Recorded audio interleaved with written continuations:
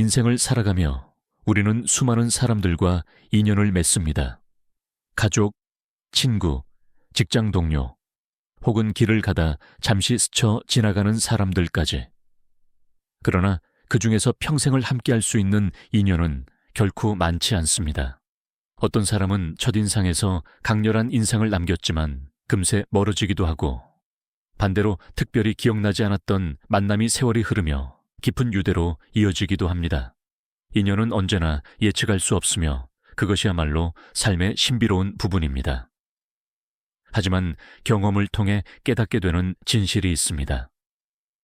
오래 지속되는 인연에는 공통된 성품과 마음가짐이 존재한다는 것입니다. 오늘 이 이야기를 통해 여러분께 전하고 싶은 것은 평생을 함께 걸어갈 수 있는 사람들에게서 공통적으로 발견되는 7가지의 성품입니다.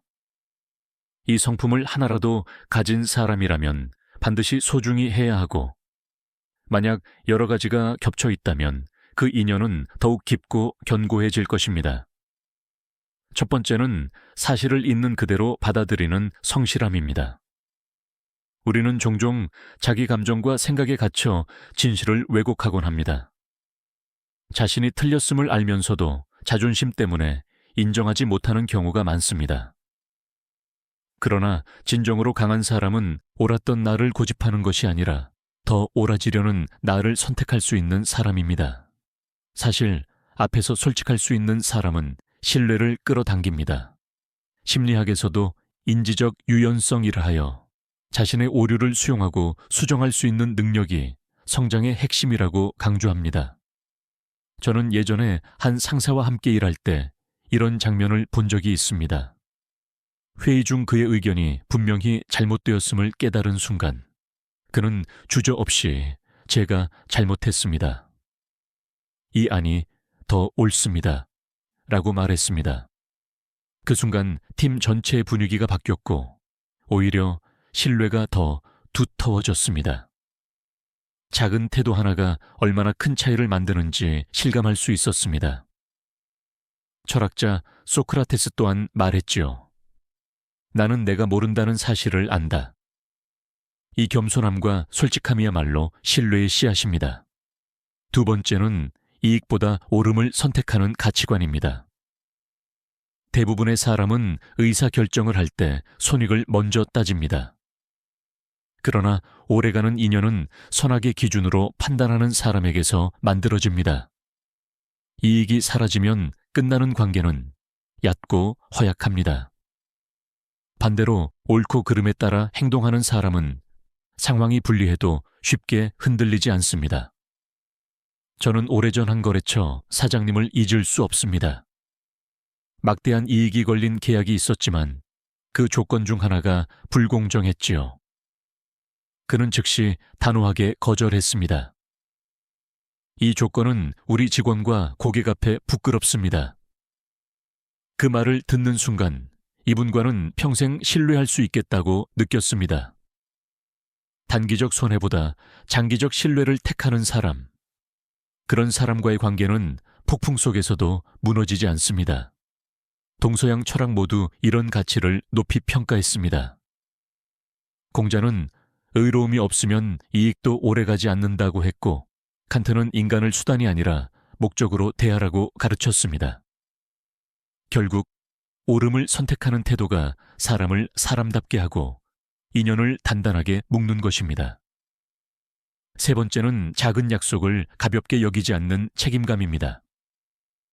인간관계의 신뢰는 거창한 약속보다 일상 속 사소한 약속에서 시작됩니다.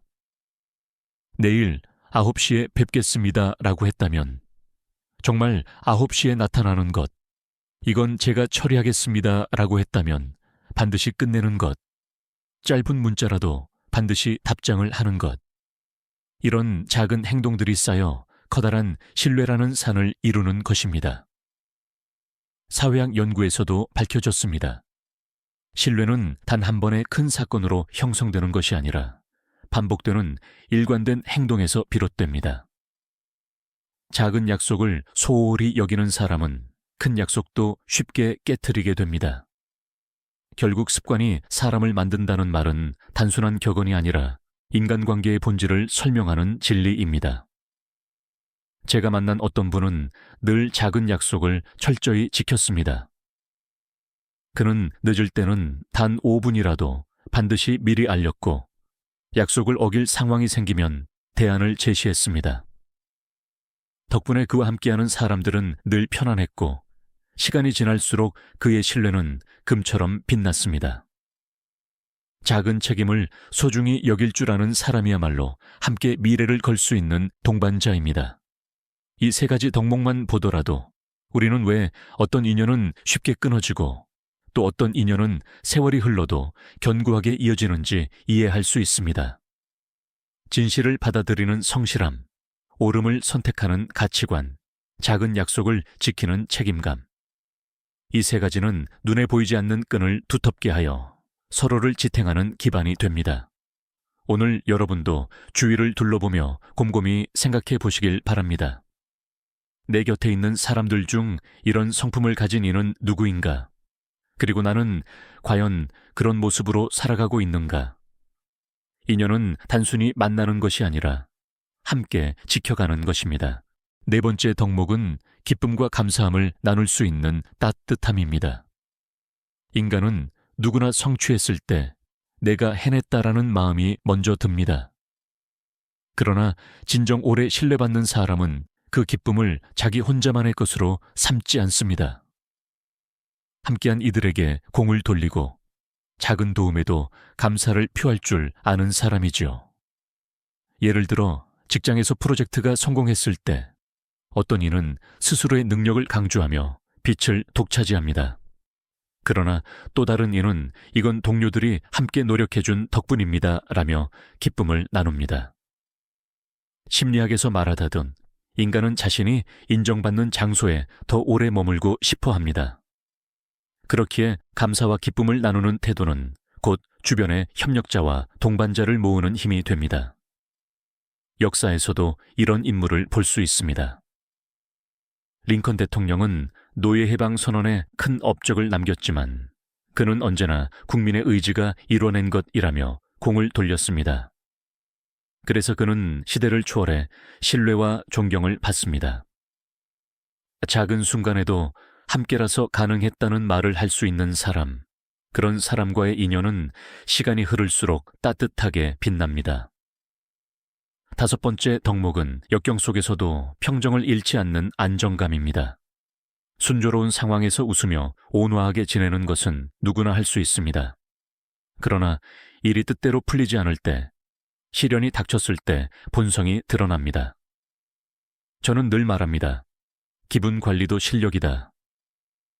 가정에서도 직장에서도 누군가 한 사람만 불안정하면 공간 전체가 무겁게 가라앉습니다. 반대로 단 한 명이라도 차분함을 유지하면 그곳은 지켜집니다. 가족 중 한 사람이 늘 불만과 짜증을 품고 있으면 다른 이들은 편히 쉴 수 없습니다. 직장에서도 마찬가지입니다. 역경 속에서도 이제 무엇을 하면 상황이 나아질까를 먼저 묻는 사람은 주위에 안정을 줍니다. 감정을 통제하는 힘은 단순히 자기 자신을 위한 것이 아니라 주변을 지켜내는 보호막이 되는 것입니다. 동양 철학에서 말하는 중용종용의 덕이 바로 이것입니다. 극단으로 치우치지 않고 마음을 조율하는 태도는 공동체 전체의 균형을 세워줍니다. 또한 현대 심리학에서도 정서적 안정감을 가진 리더가 위기 상황에서 조직의 성과를 끌어올린다고 밝혔습니다. 불안보다는 평정을, 불만보다는 유머와 낙관을 유지하는 사람, 바로 그런 사람 곁에서 우리는 가장 큰 안전을 느낍니다. 여섯 번째 덕목은 할 수 없는 이유가 아니라 할 수 있는 이유를 찾는 습관입니다. 인간은 본능적으로 두려움과 한계를 먼저 떠올립니다. 돈이 부족하다, 시간이 없다, 경험이 없다. 이런 이유를 대다 보면 결국 아무것도 시도하지 못하게 됩니다. 그러나 어떤 사람은 같은 상황에서도 이 방법이라면 가능하지 않을까를 묻습니다. 바로 이 차이가 인연의 길이를 결정짓습니다. 저는 젊은 시절 몸이 약해 평생 큰일을 할 수 없을 거라 생각했습니다. 그런데 선배 한 분이 제게 이렇게 말씀하셨습니다. 할 수 없는 이유를 찾기보다 어떻게 하면 할 수 있는지를 고민해라. 그 말은 제 삶의 전환점이었습니다. 이후 저는 작은 도전이라도 늘 방법은 없을까를 먼저 생각하게 되었고, 그것이 저를 성장으로 이끌었습니다. 현대경영학 연구에서도 비슷한 결과가 나왔습니다. 혁신적인 기업은 제한을 이유로 포기하지 않고 그 제약을 새로운 아이디어의 원천으로 삼습니다. 인생도 마찬가지입니다. 할 수 없는 이유를 찾는 사람은 인연을 끊고 물러서지만, 할 수 있는 이유를 찾는 사람은 관계를 이어가며 함께 해법을 찾습니다. 결국 이 습관은 단순한 긍정이 아니라 실제로 인연을 지속시키는 힘이 되는 것입니다. 마지막 7번째 덕목은 신뢰를 키우는 일상의 마음가짐입니다. 신뢰는 하루아침에 자라지 않습니다. 그것은 씨앗처럼 매일 물을 주고 햇빛을 쬐어주며 자라나는 것입니다. 어제만 성실해도 안 되고 오늘만 친절해도 부족합니다. 꾸준히 성실함을 이어가야 합니다. 앞서 말한 6가지 덕목, 성실함, 옳음을 따지는 가치관, 작은 약속의 책임, 따뜻한 나눔, 평정한 태도, 그리고 가능성을 찾는 습관, 이 모두 일상의 마음가짐 위에 세워질 때 비로소 살아 움직입니다. 결국 중요한 것은 나는 어떤 태도로 매일을 살아가는가 라는 질문입니다. 불교에서는 인연을 거울에 비유합니다. 내가 웃으면 상대도 웃고, 내가 의심하면 상대도 의심을 돌려줍니다. 따라서 좋은 인연을 원한다면 먼저 내가 그런 사람이 되어야 합니다. 신뢰를 심고 싶다면 내가 먼저 믿을 수 있는 행동을 해야 합니다. 이것이 마지막 덕목, 일상의 마음가짐입니다. 인연은 우연이 아니라 선택이고 태도의 결과입니다. 내가 어떤 마음으로 하루를 살아가느냐가 곧 어떤 인연을 오래 곁에 두게 되는지를 결정합니다. 여러분도 지금 곁에 있는 사람들을 떠올려 보시길 바랍니다. 혹시 이미 오래도록 함께할 수 있는 인연이 곁에 있는데 그 가치를 잊고 지나치고 있지는 않은가요? 그리고 나는 과연 누군가에게 그런 소중한 인연이 되어주고 있는가요? 이 질문을 마음에 새긴다면 앞으로 맺게 될 인연은 훨씬 더 깊고 의미 있는 길로 이어질 것입니다. 우리가 지금까지 살펴본 7가지 덕목은 단순한 성품의 나열이 아닙니다. 그것은 곧 삶을 어떻게 살아가야 하는가에 대한 지침이자 인연을 오래도록 이어가기 위한 원리입니다. 인간은 누구나 사회적 존재로 태어나며 철학자 아리스토텔레스도 인간은 사회적 동물이라고 말했습니다. 혼자만으로는 완전할 수 없기에 인연은 곧 삶의 본질이라 할 수 있습니다. 그러나 현대 사회로 갈수록 인연은 점점 가벼워지고 있습니다. SNS와 스마트폰으로 언제든 연결될 수 있는 시대이지만 그만큼 관계가 쉽게 끊어지기도 합니다. 예전에는 편지를 보내려면 며칠을 기다려야 했고 직접 만나야만 이야기를 나눌 수 있었습니다. 그 시간과 노력 속에서 관계는 깊어졌습니다. 그러나 지금은 버튼 하나로 연락할 수 있지만 마음의 무게는 점점 가벼워지고 있는 것이 사실입니다. 사회학에서는 이를 관계의 유동성, liquid relationship 이라고 부릅니다.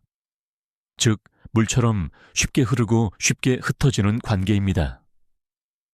이 속도와 편리함 속에서 오히려 오래가는 인연은 더 귀해졌습니다.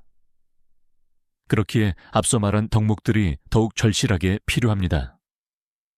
그것은 단순히 개인의 미덕이 아니라 현대 사회에서 살아남는 인간관계의 기술이기도 합니다.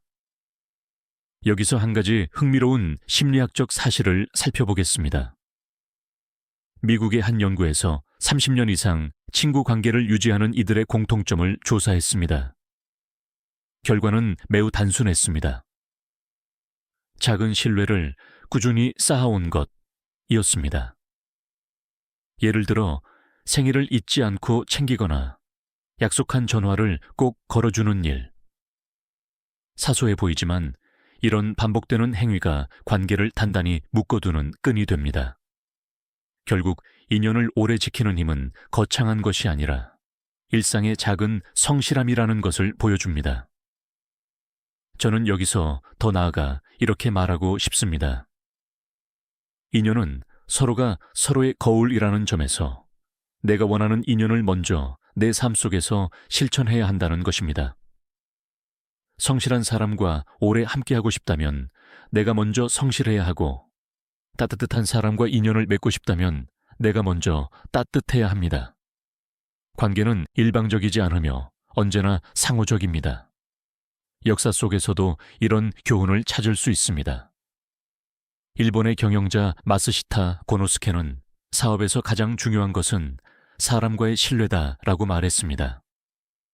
그는 가난한 어린 시절을 보냈지만 작은 약속 하나도 철저히 지켰고 언제나 옳음을 선택했습니다. 그 결과 수많은 직원과 협력자들이 평생을 함께하며 그를 지지했습니다. 그의 성공은 자본이나 기술이 아니라 인간관계의 신뢰에서 비롯된 것입니다. 불교의 가르침도 이와 일맥상통합니다. 인연은 단순히 만나는 것이 아니라 짓는 것이라고 합니다. 우리가 어떤 마음으로 행동하느냐에 따라 새로운 인연이 맺어지고 오래가는 인연으로 자라납니다. 좋은 인연을 원한다면 먼저 내가 좋은 사람이 되어야 한다. 이 단순하지만 깊은 진리를 일상 속에서 되새겨야 합니다. 또한 현대 심리학은 한 가지 중요한 사실을 알려줍니다. 인간의 행복은 소유보다 관계에 달려 있다는 것입니다. 하버드 대학의 75년에 걸친 행복 연구에서도 밝혀졌습니다. 행복한 사람들의 공통점은 재산이나 명예가 아니라 곁에 오래도록 믿고 의지할 수 있는 사람이 있었다는 것이었습니다. 이는 우리가 인연을 지켜내야 하는 이유를 명확히 보여줍니다. 인연은 곧 삶의 질과 직결됩니다. 여러분, 혹시 지금 떠오르는 얼굴이 있습니까? 오랫동안 함께해온 친구, 늘 옆을 지켜주는 가족, 혹은 작지만 변함없는 따뜻함을 주는 동료. 그들이 바로 여러분의 인생을 지탱해주는 보물입니다. 그러나 동시에 우리는 스스로에게 물어야 합니다. 나는 그들에게 어떤 인연으로 존재하고 있는가? 단순히 기대기만 하는 인연인가? 아니면 그들에게도 기댈 수 있는 힘이 되어주는 인연인가? 인연은 주고받음의 균형 위에서만 오래 이어집니다. 단지 받기만 한다면 언젠가는 끊어지고 주기만 해도 지치게 됩니다. 서로의 기쁨을 나누고 서로의 짐을 나누는 균형이 있을 때 인연은 수십 년을 넘어 평생의 길로 이어집니다. 이제 우리는 깨닫게 됩니다. 인연은 운명적으로 주어진 선물이 아니라 매일 선택하고 가꾸어야 하는 삶의 기술이라는 것을, 여러분이 오늘 하루를 어떤 태도로 살아가느냐가 앞으로 누구와 어떤 인연을 이어갈지를 결정합니다.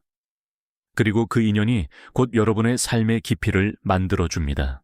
인생을 돌아보면 가장 소중했던 순간들은 화려한 성공이나 큰 부귀가 아니라 누군가와 진심을 나누었던 작은 기억일 때가 많습니다. 어린 시절 친구와 나눈 웃음소리, 힘든 시기에 함께 울어준 가족의 손길, 실패했을 때도 등을 두드려준 동료의 한마디. 이런 기억들은 시간이 흘러도 사라지지 않고 오히려 세월 속에서 더욱 빛을 발합니다. 결국 우리 삶을 지탱하는 것은 인연의 깊이와 신뢰라는 사실을 다시금 깨닫게 됩니다.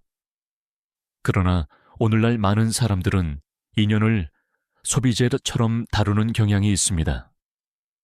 필요할 때만 연락하고 필요가 끝나면 곧 잊어버리는 관계. 이는 현대 사회의 빠른 속도와 효율성을 닮아 있습니다. 하지만 이런 방식의 관계는 오래가지 못합니다. 관계는 물건처럼 사고 파는 것이 아니라 함께 지켜내고 키워야 할 생명과도 같기 때문입니다. 서양 심리학자 에리 프롬은 인간의 사랑과 관계를 기술 아트이라고 불렀습니다. 단순히 감정이 아니라 배워야 하고 연습해야 하며 노력해야 하는 것이라는 뜻입니다. 마찬가지로 인연도 기술입니다. 우연히 주어지는 것이 아니라 매일의 선택과 태도 속에서 단련되어야 합니다. 앞서 말한 7가지 덕목, 성실함, 옳음을 중시하는 가치관, 작은 약속의 책임감, 기쁨과 감사를 나누는 따뜻함, 역경 속에서도 흔들리지 않는 안정감, 할 수 있는 이유를 찾는 습관, 그리고 일상의 마음가짐. 이 모두는 단순히 이상적인 덕목이 아니라 인연을 오래도록 이어가기 위한 구체적인 기술입니다. 예를 들어 작은 약속을 지키는 습관은 곧 신뢰를 쌓는 기술입니다. 역경 속에서도 평정을 유지하는 태도는 공동체를 지키는 기술입니다. 기쁨과 감사를 나누는 행동은 주변의 마음을 움직이는 기술입니다. 이처럼 덕목을 기술로 바라볼 때 우리는 더 의식적으로 그것을 훈련하고 성장시킬 수 있습니다. 동양의 지혜에서도 같은 교훈을 찾을 수 있습니다. 노노에서 공자는 군자는 화합하되 동화하지 않는다 준스 후 에리푸통라고 말했습니다. 이는 군자가 사람들과 조화를 이루지만 무조건 따라하지는 않는다는 뜻입니다. 곧 진정한 관계는 나의 개성과 신념을 잃지 않으면서도 상대와 조화를 이루는 힘에서 비롯된다는 것입니다. 인연을 지키려면 서로에게 맞추는 것도 중요하지만 더 중요한 것은 진실한 나 자신을 잃지 않는 것입니다. 또한 불교의 가르침에는 무상, 우창이라는 개념이 있습니다. 모든 것은 변한다는 뜻이지요. 인연도 마찬가지입니다. 변화를 인정하지 못하면 관계는 깨지지만 변화를 받아들이고 그 안에서 다시 조율할 줄 알면 인연은 오히려 더 깊어집니다. 심리학에서도 이를 적응력, 레실리언스이라고 합니다. 서로가 변화하는 상황 속에서 적응하고 맞추려는 노력이 있을 때 관계는 오래 살아남습니다. 저는 인연을 정원에 비유하고 싶습니다. 정원은 그냥 내버려두면 잡초가 무성해져 아름다움을 잃습니다. 그러나 정성을 들여 물을 주고 가지를 다듬고 계절마다 새롭게 가꾸면 세월이 지날수록 더 깊고 아름다운 풍경을 만들어냅니다. 인연도 마찬가지입니다. 가꾸지 않으면 사라지고 보살피면 세월과 함께 더욱 빛납니다. 여러분의 삶 속에도 이미 소중한 정원이 있을 것입니다. 부모와 자식, 부부, 오랜 친구 혹은 새로운 동료와의 관계. 그 정원을 얼마나 가꾸어 왔는지 스스로 물어보시길 바랍니다. 바쁘다는 이유로 괜찮겠지 하는 마음으로 방치해 두지는 않았나요? 작은 물 한 모금의 정성이 관계를 살리고 작은 감사 한마디가 인연을 지켜줍니다. 그리고 잊지 말아야 할 점은 인연은 완벽한 사람을 찾는 것이 아니라 불완전한 서로를 받아들이며 함께 성장하는 과정이라는 것입니다. 심리학자 존 가트먼의 연구에 따르면 행복한 부부라 해도 갈등의 70%는 끝내 해결되지 않는 문제라고 합니다. 중요한 것은 갈등을 없애는 것이 아니라 갈등 속에서도 상대를 존중하고 함께 걸어가는 태도입니다. 결국 오래가는 인연은 문제의 부재가 아니라 문제 속에서도 서로를 선택하는 의지에서 비롯됩니다. 여러분, 지금 곁에 있는 인연은 어떠한가요? 혹시 조금 시들해지고 있는 관계가 있다면 작은 물을 주듯 한마디 감사의 말을 건네보십시오. 이미 튼튼한 인연이라면 그것을 더욱 빛나게 가꾸어 보십시오. 인연은 우리가 살아가는 이유이자 우리 존재를 증명하는 거울입니다. 인연을 지켜내는 데 있어 가장 중요한 요소 중 하나는 시간입니다. 아무리 좋은 성품과 태도를 가지고 있더라도 시간이 쌓이지 않으면 그 진가를 발휘하기 어렵습니다. 짧은 만남 속에서는 성실함이나 신뢰가 드러나지 않지만 수년, 수십 년에 걸쳐 반복되는 순간 속에서 그것이 확인됩니다. 그렇기에 인연을 오래 이어가고 싶다면 시간을 함께 보내는 노력이 반드시 필요합니다. 하버드 대학이 75년간 진행한 성인 발달 연구는 이 점을 분명히 보여줍니다. 행복을 결정하는 가장 큰 요인은 돈도 명예도 아닌 오래도록 함께한 인간관계였습니다. 연구에 참여한 수백 명의 사람들 중 삶의 만족도가 가장 높은 이들은 어려움 속에서도 꾸준히 인연을 가꾸어 온 사람들이었습니다. 이 결과는 단순한 데이터가 아니라 우리 모두에게 깊은 교훈을 줍니다. 결국 시간을 함께 나누며 신뢰를 쌓는 것, 그것이 삶의 행복과 직결된다는 것입니다. 하지만 시간이 모든 것을 해결해 주는 것은 아닙니다.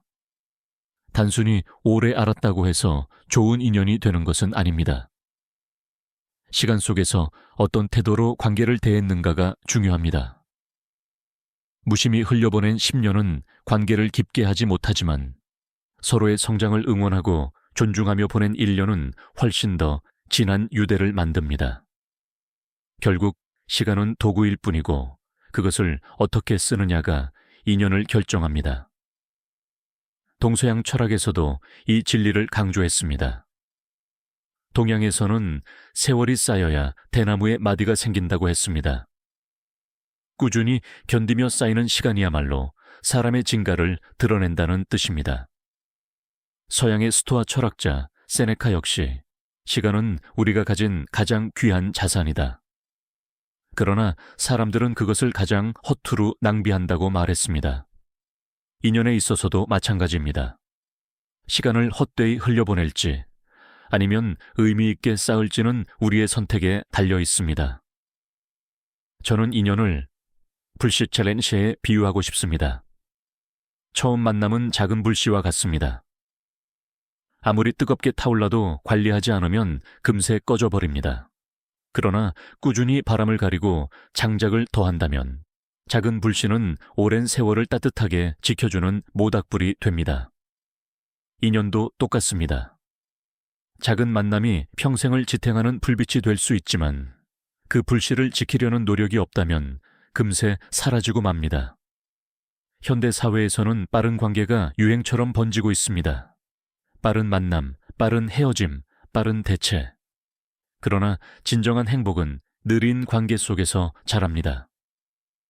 느린 관계란 서로의 시간을 존중하며 천천히 쌓아가는 관계입니다. 그 속에서 비로소 서로의 본 모습을 알게 되고 진정한 신뢰가 뿌리 내립니다. 한 가지 예를 들겠습니다. 저는 오래전 한 지인을 통해 이런 경험을 했습니다. 그는 늘 바쁘게 움직이는 사람이었지만 아무리 바빠도 매주 한 번은 오래된 친구들과 식사를 했습니다. 그 자리는 특별하지 않았지만 20년이 지나자 그 모임은 서로에게 없어서는 안 될 버팀목이 되었습니다. 작은 시간을 꾸준히 나누는 것이 얼마나 큰 힘을 가지는지 보여주는 사례입니다. 심리학에서는 이를 정기적 접촉의 힘, Regular Contact Effect 이라고 합니다. 단 한 번의 긴 만남보다 짧더라도 자주 이어지는 만남이 관계를 더 깊게 만든다는 이론입니다. 가족과 친구, 동료와의 관계에서도 마찬가지입니다. 한 번의 성대한 이벤트보다 매일 주고받는 짧은 안부 인사가 더 큰 신뢰를 쌓습니다. 여러분은 지금 어떤 사람과 시간을 함께하고 있습니까? 혹은 바쁘다는 이유로 뒤로 미루고 있는 인연은 없습니까? 시간을 나누지 않으면 관계는 멀어지고 결국 잊히게 됩니다. 하지만 작은 시간이라도 정성을 담아 나눈다면 그 인연은 세월 속에서 점점 더 깊어집니다. 결국 인연을 지킨다는 것은 시간을 지킨다는 것과 같습니다. 시간을 나누는 것은 곧 내 삶의 일부를 나누는 것이고 그것이야말로 상대를 향한 가장 큰 신뢰와 사랑의 표현입니다. 인연을 오래 지켜내기 위해 또 하나 중요한 요소는 말의 힘입니다. 사람 사이의 관계는 대화로 시작되고 대화로 유지되며 대화로 무너지기도 합니다. 우리는 흔히 큰 행동이나 희생이 관계를 결정한다고 생각하지만 사실은 일상의 작은 말 한마디가 인연을 살리기도 끊어내기도 합니다. 심리학 연구에 따르면 행복한 관계를 유지하는 부부는 긍정적인 말을 부정적인 말보다 최소 5배 이상 많이 주고받는다고 합니다. 작은 칭찬, 고마움의 표현, 격려의 말들이 관계를 지탱하는 버팀목이 되는 것입니다. 반대로 날카로운 말, 무심한 말은 상대의 마음에 깊은 상처를 남기고 시간이 지날수록 그 상처는 관계를 멀어지게 만듭니다. 동양의 지혜에서도 언어의 중요성을 강조했습니다. 공자는 한마디 말이 나라를 흥하게도 하고 한마디 말이 나라를 망하게도 한다고 했습니다. 작은 말의 무게가 인생을 바꾸는 힘을 가진다는 뜻입니다. 인연 역시 마찬가지입니다.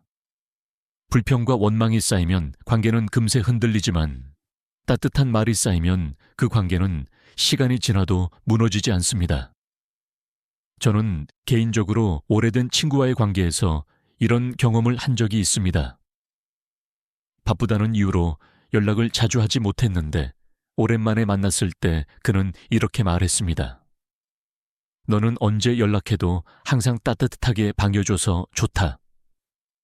그 짧은 한마디가 제 마음을 움직였고 이후 더 자주 안부를 전하게 되었습니다. 결국 말은 단순히 소리를 내는 것이 아니라 상대의 마음을 열고 관계를 다시 이어주는 열쇠라는 사실을 깨달았습니다. 불교에서는 구업코예이라는 개념이 있습니다. 말로 짓는 업이라는 뜻입니다. 말 한마디가 상대의 마음을 살리기도 하고 죽이기도 한다는 가르침이지요. 따라서 말을 조심하고 늘 따뜻하게 하려는 노력이 필요합니다. 말은 눈에 보이지 않지만 그 파장은 오래도록 남아 인연을 결정짓습니다. 또한 중요한 것은 침묵의 힘입니다. 때로는 말을 하지 않는 것이 관계를 지키는 길이 됩니다. 상대가 힘들어할 때 섣부른 충고나 조언보다 조용히 곁에 있어 주는 것이 더 큰 위로가 될 때가 있습니다. 심리학에서 이를 공감적 침묵, empathic silence이라고 부릅니다. 침묵 속에서 느껴지는 진심은 말보다 더 깊이 마음을 울립니다. 결국 말과 침묵은 모두 도구입니다. 그것을 어떻게 쓰느냐에 따라 인연은 살아나기도 하고 사라지기도 합니다. 긍정적인 말을 더 많이 건네고 필요할 때는 조용히 곁을 지켜주는 태도. 이것이야말로 인연을 오래도록 이어가는 지혜라 할 수 있습니다. 여러분, 지금 떠오르는 사람이 있습니까? 혹시 미처 고맙다고 전하지 못한 가족, 미안하다고 말하지 못한 친구, 잘했다고 격려하지 못한 동료, 그들에게 따뜻한 한마디를 건네보십시오. 단 한마디의 말이 관계를 다시 잇는 다리가 될 수 있습니다. 마지막으로 기억해야 할 점은 인연을 가꾸는 말은 반드시 거창할 필요가 없다는 것입니다. 고마워, 괜찮아, 수고했어. 이 세 마디만 꾸준히 나눌 수 있다면 그 관계는 쉽게 흔들리지 않을 것입니다. 말은 공기처럼 가볍지만 그 안에 담긴 마음은 무겁습니다. 오늘 여러분의 한마디가 누군가의 하루를 밝히고 인연을 더욱 깊게 만들 수 있습니다. 인연을 깊게 이어가는 데 있어 빼놓을 수 없는 또 하나의 요소는 함께 겪는 어려움과 시련입니다. 순탄할 때는 누구나 쉽게 웃으며 지낼 수 있습니다. 그러나 폭풍이 몰아칠 때 서로를 붙잡고 버틸 수 있는지가 인연의 진짜 가치를 드러냅니다. 사회학자들은 이를 위기 공유, 이론비라 부릅니다. 즉, 위기를 함께 경험한 관계는 그렇지 않은 관계보다 훨씬 오래 지속된다는 것입니다. 전쟁터에서 동고동락한 전우가 평생 끊어지지 않는 인연을 맺는 이유도 가족이 큰 병을 함께 극복하며 서로에게 더 깊은 신뢰를 느끼는 이유도 바로 여기에 있습니다. 어려움은 힘들지만 그것을 함께 견딘 사람과의 인연은 흔들림 없는 강철처럼 단단해집니다.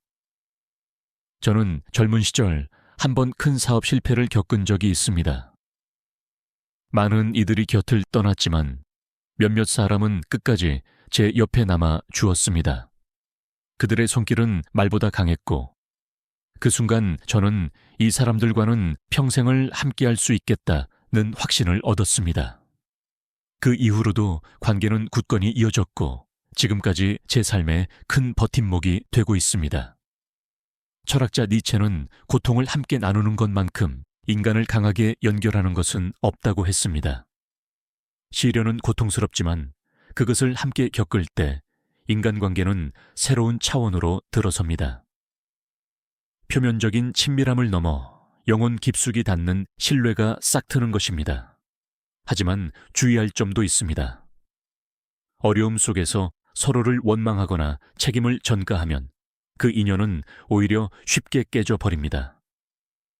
그래서 중요한 것은 시련을 대하는 태도입니다. 누가 잘못했는가?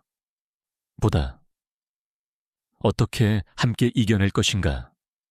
를 묻는 관계가 오래 갑니다. 심리학적으로도 갈등 상황에서 책임 추궁형 대화보다는 해결 중심 대화를 하는 관계가 훨씬 안정적이라고 합니다. 동양의 고전에서도 같은 지혜를 찾을 수 있습니다. 역경에는 큰 시련을 함께 이겨낸 이는 형제보다 깊은 정을 나눈다라는 가르침이 있습니다.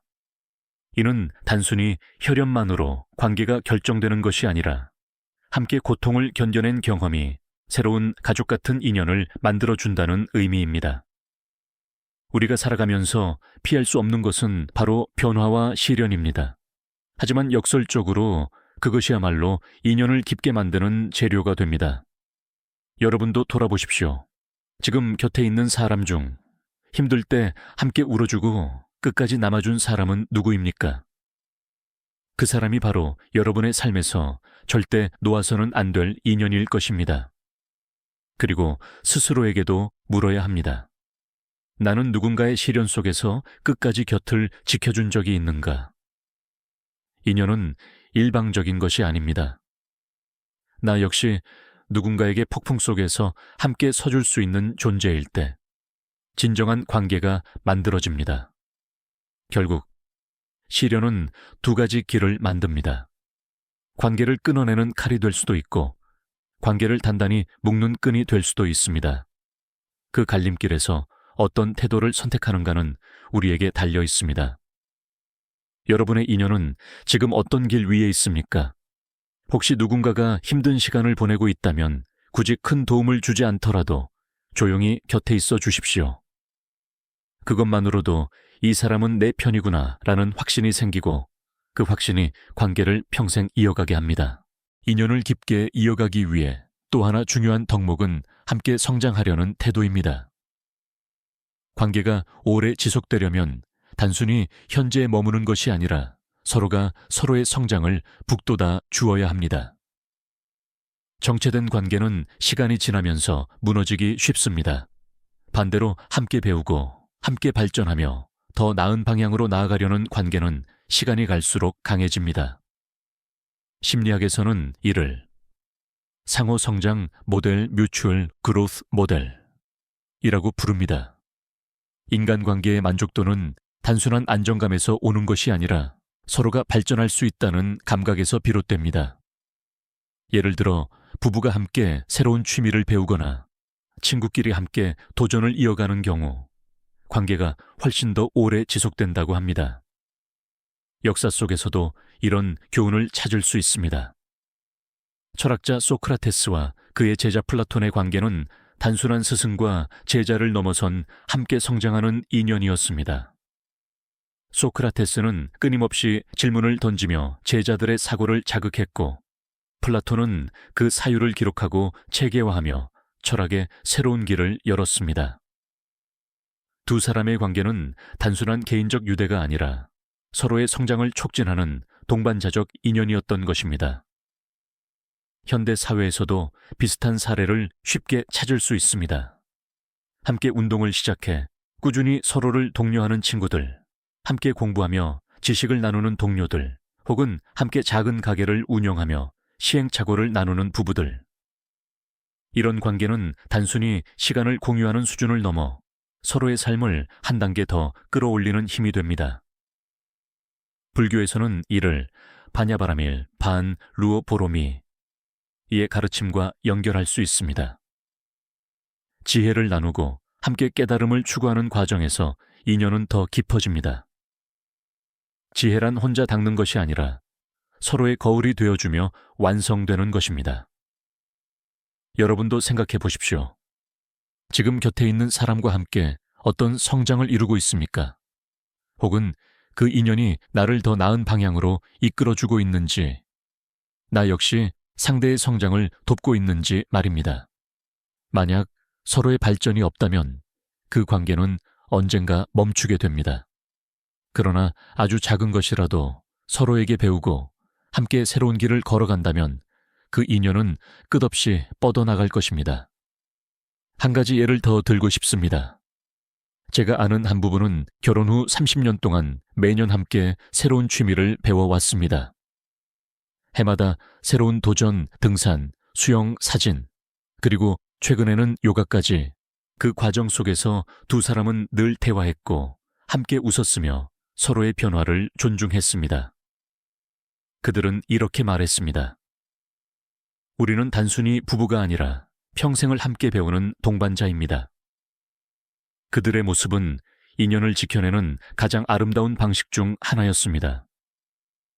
여러분, 혹시 지금 머릿속에 함께 성장할 수 있는 사람이 떠오르나요? 만약 그렇다면 그 인연을 절대 놓치지 마십시오. 그리고 스스로에게도 물어보세요. 나는 누군가에게 성장을 선물하는 존재인가? 진정한 인연은 단순히 편안한 관계가 아니라 서로를 더 나은 사람으로 만드는 관계입니다. 결국 인연의 깊이는 편안함에서 시작해 함께 성장하는 기쁨에서 완성됩니다. 인연을 오래 지켜내는 또 하나의 핵심은 존중입니다. 존중이 없는 관계는 오래 지속될 수 없습니다. 아무리 오랜 시간 함께 했더라도 작은 무시와 무관심이 쌓이면 결국 그 인연은 서서히 금이 가고 맙니다. 존중은 단순한 예의가 아니라 상대를 하나의 독립적인 존재로 인정하는 깊은 태도입니다. 동양의 고전에서는 존중을 예리라고 표현했습니다. 공자는 예가 무너지면 사회가 무너진다고 했습니다. 여기서 말하는 예는 단순한 절차나 의식이 아니라 서로를 귀하게 여기는 마음입니다. 서양 철학자 칸트 또한 인간을 목적 그 자체로 대하라고 가르쳤습니다. 즉, 누구도 수단으로 이용되어서는 안 되고 그 존재 자체로 존중받아야 한다는 뜻입니다. 현대 심리학에서는 존중이 관계의 안정성을 결정짓는 가장 중요한 요인 중 하나라고 합니다. 존중을 받은 사람은 자신이 가치 있는 존재라는 확신을 갖게 되고 이는 곧 상대에 대한 신뢰와 충성으로 이어집니다. 반대로 존중을 받지 못하면 관계는 겉으로 이어지는 듯해도 속에서는 이미 멀어지게 됩니다. 저는 이런 경험을 한 적이 있습니다. 어떤 동료와 함께 프로젝트를 진행할 때 의견 차이가 있었지만 그는 늘 제 말을 끝까지 경청해 주었습니다. 그리고 이렇게 말했습니다. 나는 네 생각을 존중하지만 내 생각은 조금 다르다. 그 말 한마디에 저는 큰 위안을 느꼈습니다. 내 의견이 비록 채택되지 않았더라도 존중받고 있다는 감각만으로도 관계는 더 단단해졌습니다. 가정에서도 존중은 절대적으로 필요합니다. 가족이라는 이유로 쉽게 무례해지고 상대의 감정을 가볍게 여기는 경우가 많습니다. 하지만 가족일수록 존중이 더 필요합니다. 부부 사이에서도, 자녀와 부모 사이에서도 내 의견을 들을 가치가 있다는 태도가 있어야 관계가 오래 갑니다. 불교에서는 존중을 자비, 치베이와 연결합니다. 자비란 단순히 불쌍히 여기는 마음이 아니라 상대를 있는 그대로 인정하고 존중하는 것입니다. 상대를 바꾸려 하기보다 있는 모습 그대로 받아들이고 함께하는 것. 이것이 진정한 존중이며 인연을 깊게 하는 힘입니다. 여러분도 한번 돌아보시길 바랍니다. 혹시 가까운 사람에게 무심코 던진 말이 존중을 잃은 것은 아니었나요? 혹은 내가 존중받지 못한다고 느끼며 상처받은 경험은 없나요? 존중은 말과 행동 모두에서 드러납니다. 상대의 이야기를 끝까지 들어주는 것, 작은 수고에 고맙다고 말하는 것, 감정을 가볍게 넘기지 않는 것, 이 단순한 행동들이 모여 존중의 토양이 됩니다. 관계는 신뢰 위에 세워지고 신뢰는 존중 위에 세워집니다. 존중 없는 신뢰는 오래갈 수 없고 존중 없는 사랑도 결국 메말라 버립니다. 그렇기에 존중은 모든 인연의 뿌리이자 토대라 할 수 있습니다. 여러분, 곁에 있는 인연이 정말 소중하다면 오늘 작은 존중의 행동을 실천해 보십시오. 상대의 눈을 바라보고 고개를 끄덕이며 들어주고 작은 일에도 고마워 라는 말을 전해 보십시오. 그 작은 존중이 모여 관계는 평생 흔들리지 않는 기둥이 됩니다. 인연을 오래 지켜내려면 마지막으로 반드시 기억해야 할 것은 스스로의 마음가짐입니다. 우리는 종종 좋은 인연을 만나고 싶다고 말하지만 정작 스스로가 좋은 인연이 되려는 노력은 부족할 때가 많습니다. 그러나 관계는 거울과 같습니다. 내가 어떤 태도를 보이느냐에 따라 상대도 그대로 반응합니다. 불교에서는 이를 연기왼치라 설명합니다. 모든 인연은 원인과 조건이 모여 만들어지며 그 결과는 다시 새로운 원인이 되어 돌아옵니다. 내가 성실하면 상대도 성실해지고 내가 의심하면 상대도 의심하게 됩니다. 결국 내가 어떤 마음으로 하루하루를 살아가느냐가 앞으로 어떤 인연을 끌어들이고 이어갈지를 결정하는 것입니다. 현대 심리학에서도 같은 원리를 발견할 수 있습니다. 거울, 뉴런 미러 누론. 이론은 우리가 무의식적으로 상대의 감정을 따라 한다는 것을 보여줍니다. 내가 따뜻하면 상대도 따뜻해지고 내가 차가우면 상대도 차가워집니다. 인연의 본질은 결국 서로의 마음이 반영되는 과정이라는 사실을 다시금 확인할 수 있습니다. 저는 예전에 한 스승으로부터 이런 가르침을 들은 적이 있습니다. 좋은 벗을 찾기보다 네가 좋은 벗이 되어라.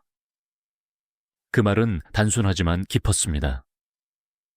내가 좋은 사람을 찾는 것보다 스스로 좋은 인연이 되는 것이 훨씬 더 빠른 길이라는 것이죠. 인생을 살아오며 이 말이 얼마나 진실한지 여러 번 실감했습니다. 우리가 앞서 살펴본 7가지 덕목, 성실함, 올흠을 중시하는 가치관, 작은 약속의 책임감, 기쁨과 감사를 나누는 따뜻함, 역경 속의 평정, 가능성을 찾는 습관, 그리고 일상의 마음가짐. 이 모두는 결국 나 자신이 먼저 실천해야 할 것들입니다. 상대에게 기대하기보다 내가 먼저 그렇게 살아갈 때 인연은 자연스레 맺어지고 깊어집니다.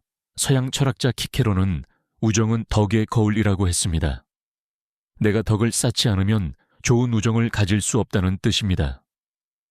동양에서도 내가 거울을 맑히면 세상이 나를 맑게 비춘다고 가르칩니다. 이처럼 동서양의 지혜가 모두 일치하는 이유는 분명합니다. 인연은 내가 만드는 것이기 때문입니다. 여러분도 곰곰이 생각해 보시길 바랍니다. 지금 곁에 있는 인연을 바라보며 그 사람이 나에게 어떤 의미인가를 묻는 것과 동시에 나는 그 사람에게 어떤 의미인가를 물어야 합니다. 나는 그들에게 신뢰를 주는 사람인가? 아니면 불안을 주는 사람인가? 나는 그들에게 성장을 선물하는 존재인가? 아니면 무게를 더하는 존재인가? 이 질문에 진실하게 답할 수 있을 때 인연은 더욱 단단해집니다. 결국 인연은 우연이 아니라 선택입니다. 매일의 작은 선택, 작은 말, 작은 행동이 모여 평생을 함께할 인연을 만들어 갑니다. 그리고 그 선택은 언제나 나 자신으로부터 시작됩니다. 마지막으로 드리고 싶은 말이 있습니다. 혹시 지금 마음속에 소중히 여기고 싶은 인연이 떠오른다면 오늘 바로 그들에게 작은 행동을 해보십시오. 안부 전화를 걸거나 짧은 감사의 메시지를 보내거나 직접 얼굴을 보고 미소를 건네는 것만으로도 충분합니다. 그 작은 행동 하나가 인연을 평생 이어주는 다리가 될 수 있습니다. 인연은 삶의 가장 큰 보물입니다. 그리고 그 보물을 지켜내는 열쇠는 언제나 여러분의 손안에 있습니다. 지금까지 우리는 오래 이어지는 인연을 만들기 위한 여러 덕목과 태도들을 살펴보았습니다. 그런데 한 가지 더 중요한 진실이 있습니다. 그것은 인연에는 끝이 있을 수도 있다는 것입니다. 아무리 노력해도 끝내 이어지지 못하는 관계가 있고, 시간이 지나며 자연스럽게 멀어지는 인연도 있습니다. 여기서 중요한 태도는 억지로 붙잡으려 하지 않는 것입니다. 불교에서는 모든 것은 무상우창하다고 가르칩니다. 인연 역시 예외가 아닙니다. 억지로 이어가려 하면 고통이 커지고 자연스럽게 흘려보낼 때 비로소 새로운 인연이 들어올 자리가 마련됩니다. 떠나는 인연을 받아들이는 지혜 역시 오래가는 인연을 지켜내는 힘과 같은 무게를 갖습니다. 심리학적으로도 관계의 상실을 건강하게 받아들이는 태도를 애도와 수용 grief and acceptance 이라 부릅니다. 이는 단순히 슬퍼하는 것이 아니라 관계의 끝을 하나의 과정으로 인정하고 삶의 일부로 받아들이는 것을 의미합니다. 이런 수용이 가능할 때 사람은 다시 새로운 인연을 받아들일 준비가 됩니다. 역사 속에서도 이런 사례를 찾아볼 수 있습니다. 일본의 사무라이 문화에서는 스승과 제자의 인연이 끝날 때 서로에게 마지막 인사를 정중히 남기고 각자의 길을 가는 관습이 있었습니다. 억지로 붙잡는 대신 끝을 존중하는 방식이었지요. 끝을 존중할 수 있는 관계야말로 사실은 가장 성숙한 인연의 형태라 할 수 있습니다. 그렇다고 해서 끝나는 인연이 의미 없는 것은 아닙니다. 오히려 그 인연이 있었기에 지금의 내가 존재하는 것입니다. 어린 시절 함께했던 친구, 한때 깊이 사랑했지만 멀어진 사람, 잠시 스쳐갔지만 삶의 흔적을 남긴 만남. 모두가 내 삶의 일부이며 나를 성장시킨 귀한 흔적입니다. 여러분도 혹시 지금 떠올리는 인연이 있습니까? 더 이상 곁에 없지만 여전히 마음속에 따뜻한 기억으로 남아있는 사람들 말입니다. 그 기억 속에서 감사함을 발견한다면 이미 그 인연은 끝난 것이 아니라 다른 형태로 이어지고 있는 것입니다. 결국 중요한 것은 끝나는 인연을 두려워하지 않고 이어지는 인연을 감사히 여기며 언제나 새로운 인연을 맞이할 수 있는 열린 마음을 지니는 것입니다. 그렇게 할 때 우리는 삶의 모든 만남과 이별 속에서 한층 더 성숙해집니다. 인연은 단순히 붙잡는 것이 아니라 때로는 놓아줄 줄 아는 것까지 포함한 넓은 의미의 기술입니다. 붙잡아야 할 때와 놓아야 할 때를 구분할 수 있는 지혜. 이것이야말로 인생의 큰 공부일 것입니다. 우리가 인연을 돌아볼 때 잊지 말아야 할 또 하나의 지혜는 감사입니다. 오래가는 관계의 밑바탕에는 언제나 감사가 깔려 있습니다. 감사가 없는 관계는 쉽게 불만으로 채워지고 불만이 쌓이면 결국 무너집니다. 반대로 작은 순간에도 감사할 줄 아는 관계는 시간이 갈수록 더욱 단단해집니다. 심리학자 로버트 에몬스의 연구에 따르면 꾸준히 감사 일기를 쓰는 사람은 그렇지 않은 사람보다 인간관계 만족도가 훨씬 높았습니다. 이유는 간단합니다. 감사의 마음은 상대를 더 긍정적으로 바라보게 하고 작은 친절도 크게 느끼게 하기 때문입니다. 결국 감사는 관계를 더 따뜻하게 바라보는 렌즈가 됩니다. 동양의 전통에서도 감사는 중요한 가치였습니다. 유교에서는 부모와 스승에 대한 은혜를 갚는 마음, 바앤울, 최고의 미덕으로 여겼습니다. 불교에서도 은혜에 보답하지 않으면 인간이 아니다라는 가르침이 있습니다. 서양 철학에서도 마찬가지로 키케로는 감사는 모든 미덕의 어머니라고 했습니다. 감사가 없다면 다른 어떤 덕목도 뿌리내릴 수 없다는 뜻입니다. 저는 한번 이런 경험을 했습니다. 함께 일하던 동료가 제게 큰 도움을 준 적은 없었지만 그는 늘 작은 일에도 고마워라고 말했습니다. 신기하게도 그 말 한마디가 관계를 부드럽게 만들었고 저 역시 그에게 더 잘해주고 싶다는 마음이 생겼습니다. 결국 관계의 힘은 큰 행동에서 오는 것이 아니라 작은 감사의 표현에서 비롯된다는 것을 깨달았습니다. 가정에서도 마찬가지입니다. 가족은 너무 가까운 존재라 때로는 감사 표현을 잊기 쉽습니다. 그러나 가족일수록 더 자주 고마움을 전해야 합니다. 자녀가 작은 일을 도와줬을 때, 배우자가 평범한 하루를 함께 해줬을 때, 그 순간을 놓치지 않고 감사한다면 그 집은 시간이 갈수록 따뜻한 기운으로 가득 차게 됩니다. 감사의 마음은 단순히 관계를 유지하는 수준을 넘어 관계를 성장시킵니다. 감사는 상대를 더 귀하게 여기게 하고 상대 역시 그 감사에 응답하며 더 좋은 행동을 하게 됩니다. 이렇게 선순환이 이루어질 때 인연은 더 깊고 넓게 뻗어갑니다. 여러분도 오늘 하루를 마무리하며 곁에 있는 사람들에게 감사 인사를 건네 보시길 바랍니다. 오늘도 함께 해줘서 고마워. 네가 있어서 든든하다. 이 짧은 말들이 쌓이면 그 인연은 평생 변하지 않는 보물이 될 것입니다. 결국 오래가는 인연은 특별한 비밀이 있는 것이 아닙니다. 성실함, 존중, 따뜻함, 그리고 무엇보다 감사. 이 네 가지가 겹쳐질 때 인연은 폭풍에도 꺼지지 않는 불빛이 됩니다. 인연을 완성하는 마지막 열쇠는 기억을 함께 쌓는 것입니다. 사람은 시간이 흐르며 수많은 순간을 잊어버리지만 마음속에 새겨진 특별한 기억만은 사라지지 않습니다. 그리고 그 기억이 곧 관계의 힘이 됩니다. 사회학자 모건의 연구에 따르면 오래 지속되는 인간관계에는 공유된 기억, shared memories이 반드시 존재한다고 합니다. 함께 여행했던 기억, 함께 웃었던 순간, 혹은 함께 울며 힘들었던 시절의 추억. 이런 공유된 기억이 많을수록 관계는 쉽게 끊어지지 않고 갈등이 생겨도 다시 돌아올 수 있는 힘이 됩니다. 저는 오랜 친구와의 관계에서 이를 깊이 느꼈습니다. 한때 서로의 길이 달라 몇 년간 거의 연락하지 못한 적이 있었습니다. 그러나 우연히 다시 만났을 때 옛날 함께 웃고 울던 기억이 대화 속에서 되살아나자 마치 어제 만난 것처럼 금세 가까워졌습니다. 공유된 기억이 끊어진 시간을 잇는 다리가 되어준 것이었습니다. 동양의 고전에서도 추억의 힘을 강조하는 가르침이 있습니다.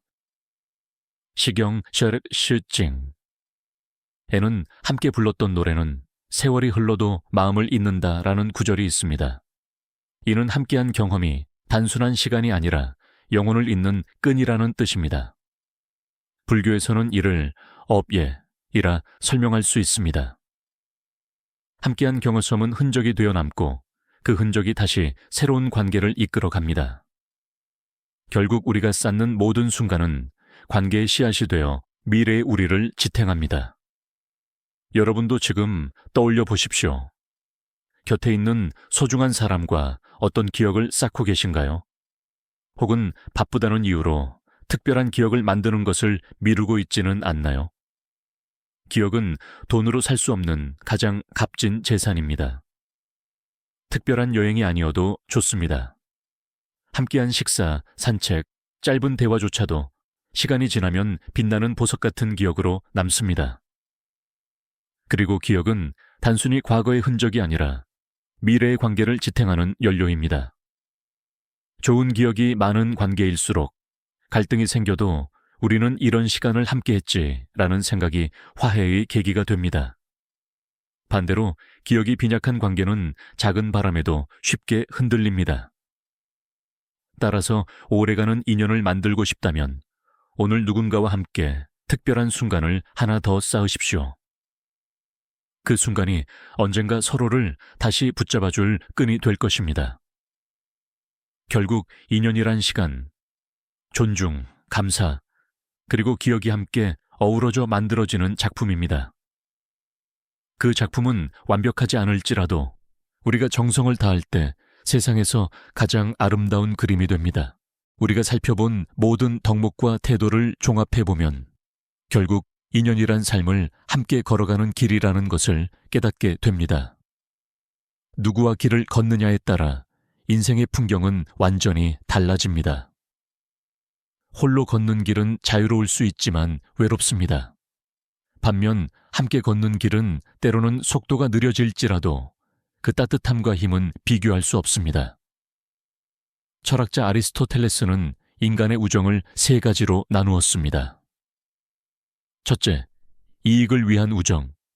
둘째, 즐거움을 위한 우정. 셋째, 선을 위한 우정. 첫 두 가지는 상황이 변하면 쉽게 끊어집니다. 그러나 선을 위한 우정, 즉 서로의 인격과 선함을 존중하는 관계는 오래 지속됩니다. 이것이 바로 우리가 지켜야 할 인연의 본질입니다. 현대 사회에서는 이익과 즐거움에 기반한 관계가 많습니다. 비즈니스에서의 만남, 취미를 공유하는 가벼운 관계 등은 소중하지만 오래 지속되기 어렵습니다. 결국 평생 이어질 인연은 가치와 신념을 공유하는 사람과의 관계입니다.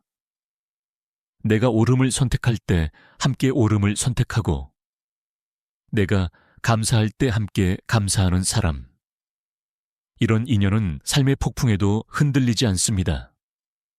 저는 한번 이런 경험을 했습니다. 젊은 시절 함께 사업을 준비하던 동료가 있었습니다. 초기에는 이익을 위해 함께했지만 시간이 지날수록 서로의 진심을 알게 되었습니다. 결국 사업은 실패했지만 우리는 여전히 친구로 남아 있습니다. 왜냐하면 우리의 관계는 이익이 아니라 서로의 성실함과 선함을 바탕으로 했기 때문입니다. 이 경험을 통해 저는 깨달았습니다. 진정한 인연은 결과가 아니라 함께하는 과정 속에서 드러난다는 것을. 불교에서도 비슷한 가르침이 있습니다. 반야심경에서는 모든 만남이 공콩임을 이야기하지만 그 공 속에서도 자비를 실천하는 관계가 진정한 의미를 가진다고 합니다. 즉, 결과에 집착하지 않고 과정 속에서 서로를 존중하는 것. 이것이야말로 오래가는 인연의 길입니다. 여러분도 곰곰이 생각해 보십시오. 지금 곁에 있는 인연이 이익을 위한 관계인지, 즐거움만을 위한 관계인지, 아니면 선을 함께 추구하는 관계인지. 만약 마지막 경우라면 그 인연은 평생 지켜야 할 보물입니다. 그리고 스스로에게 물어야 합니다. 나는 누군가에게 어떤 인연으로 존재하는가? 나는 단순히 즐거움을 주는 사람인가? 아니면 어려움 속에서도 선을 함께 지켜주는 동반자인가? 이 질문은 우리의 삶을 더 깊고 의미 있게 만듭니다. 결국 인연은 내가 어떤 마음으로 살아가느냐에 따라 달라집니다. 선을 선택하는 순간, 감사하는 순간, 존중하는 순간마다 우리는 평생 이어질 인연을 만들어 갑니다. 이제 마지막으로 우리는 인연이 우리 삶에서 어떤 의미를 갖는지 되짚어 보아야 합니다. 인연은 단순한 인간관계가 아닙니다. 그것은 곧 삶의 품질을 결정하는 토대입니다. 우리가 누구와 시간을 보내는가, 어떤 대화를 나누는가, 어떤 기억을 쌓는가에 따라 인생의 빛깔이 달라집니다. 하버드 행복연구는 분명히 말합니다. 삶의 만족과 행복을 결정하는 가장 큰 요인은 돈이나 명예가 아니라 오래도록 이어진 인간관계다. 결국 좋은 인연이 있는 삶은 고난 속에서도 무너지지 않고 나쁜 인연에 갇힌 삶은 아무리 풍요로워도 공허합니다. 동양의 옛 성현들은 이를 잘 알고 있었습니다. 맹자는 친구는 두 종류가 있다. 하나는 나를 북돋아주는 벗, 또 하나는 나를 무너뜨리는 벗이다 라고 했습니다. 우리는 어떤 인연과 함께하느냐에 따라 더 성장할 수도 더 추락할 수도 있습니다. 그래서 좋은 인연을 분별하고 소중히 지켜내는 것이야말로 삶의 지혜입니다. 불교의 가르침도 마찬가지입니다. 인연은 단순한 우연이 아니라 우리가 짓는 업예의의 결과입니다. 오늘 내가 보여주는 작은 성실함, 작은 존중, 작은 감사가 내일의 인연을 만들고 그 인연이 다시 나를 성장시킵니다. 결국 인연은 내가 곧 짓는 삶의 거울입니다. 여러분, 지금 이 순간 떠오르는 사람이 있습니까?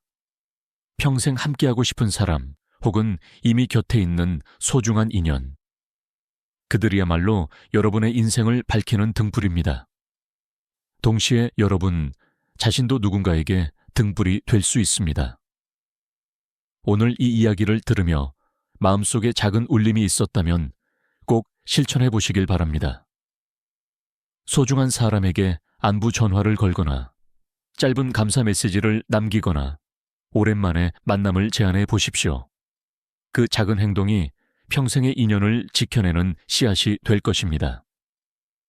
마지막으로 저는 이렇게 말씀드리고 싶습니다. 인연은 우연히 주어지는 선물이 아니라 매일의 선택으로 길러내는 작품입니다. 그리고 그 작품을 얼마나 아름답게 완성할지는 여러분의 손에 달려 있습니다. 오늘 여러분의 삶에 있는 인연이 더욱 단단해지고 새로운 인연이 찾아올 때 따뜻하게 맞이할 수 있기를 바랍니다. 그것이야말로 우리가 살아가는 이유이자 인생의 가장 큰 행복일 것입니다.